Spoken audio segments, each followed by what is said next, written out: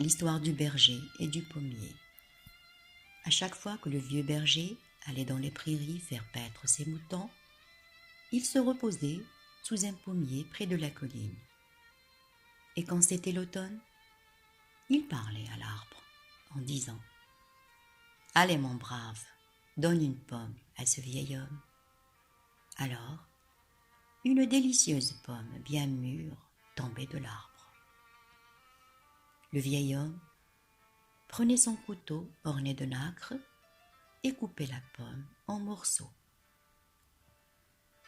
Il mélangeait ces morceaux dans du yaourt et mangeait avec un appétit aiguisé par le grand air. Il avait planté l'arbre 20 ans plus tôt et il l'avait arrosé, mais avec quoi? Chaque jour, après avoir pris ses ablutions, il arrosait l'arbre avec l'eau qui restait dans son bidon, l'eau bénite.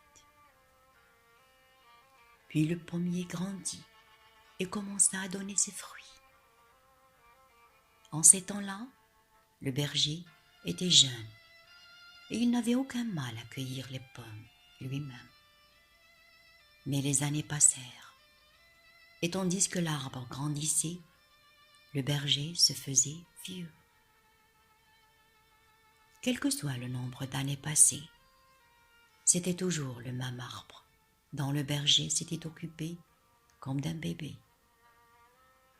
Il disait parfois, tout en caressant l'arbre, « Mon enfant, envoie-moi ma part d'aujourd'hui. » Et soudain, une pomme tombait aussitôt, sans qu'il ait à renouveler sa demande.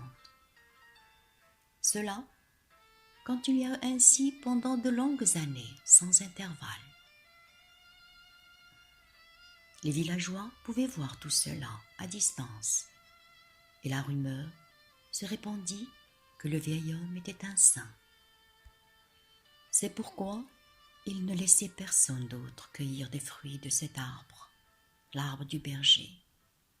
Et si quelqu'un osait faire cela en cachette, il se faisait dûment réprimander. Un jour, le berger demanda une fois encore une pomme. Bien que les branches fussent pleines de fruits, aucun ne tomba.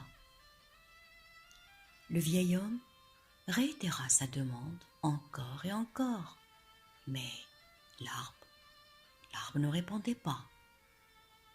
Le vieil homme s'éloigna alors de l'arbre, des larmes ruisselant sur son visage et mouillant sa barbe blanche. Puis alla chercher du réconfort auprès de ses moutons. C'était là la toute première fois que son enfant l'avait rejeté. Le berger était désormais totalement recourbé. Son corps était devenu trop lourd pour ses faibles jambes.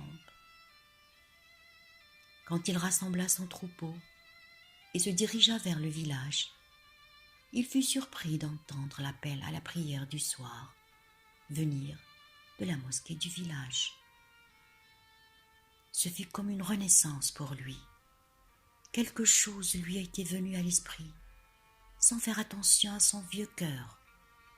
Il courut vers l'arbre, rempli d'une joie ineffable. Il embrassa l'arbre avec compassion et lui dit « Mon cher, tu as rendu ce vieil homme bien triste. Pourquoi tu ne m'as pas dit que c'était le premier jour du Ramadan et qu'il fallait que je jeûne? Oh, mon fils, mon petit arbre. »